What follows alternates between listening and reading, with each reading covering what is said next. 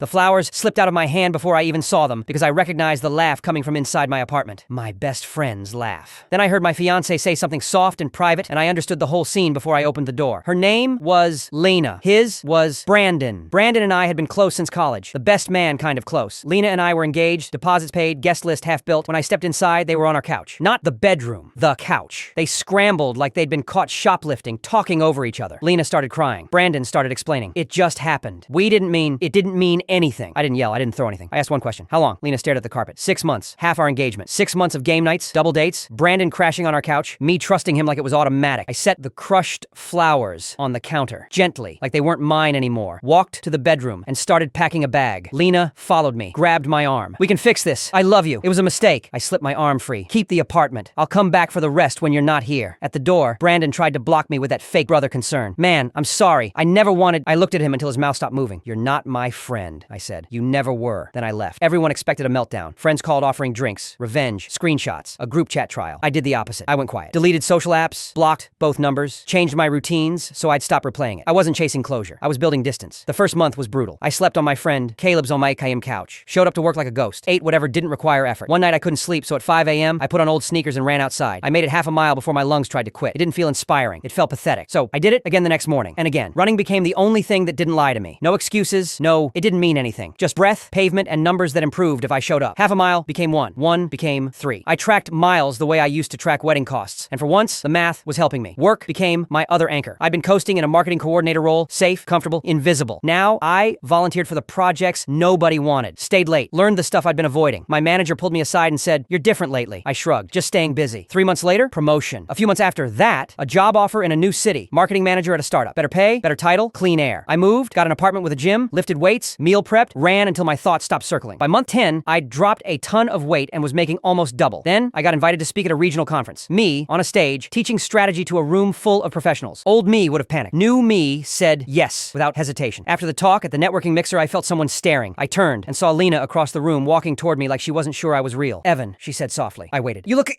incredible," she said. "I've been trying to reach you. Your number changed. You disappeared." I know. She launched into the speech she'd been saving. She and Brandon had broken up. It wasn't real. She got scared. She thought about me every day. "Could we talk, please?" Her eyes did that practiced shining thing that used to pull me in. I took one sip of my drink and said evenly, "Lena, I don't think about you anymore." Her face froze. "What?" "I haven't thought about you in months," I said. "You're not part of my life." "But we were going to get married," she whispered. "We had a life. We had a lie," I replied. "And finding out was the best thing that ever happened to me." She flinched like I'd hit her. "You don't mean that." I smiled, genuinely. "I got promoted twice. I moved. I ran a half marathon. I'm dating someone who respects me. I'm good. Evan, I have to go," I said, stepping around her. "Good luck." And I walked away, not because I was trying to win, because I'd already left the game.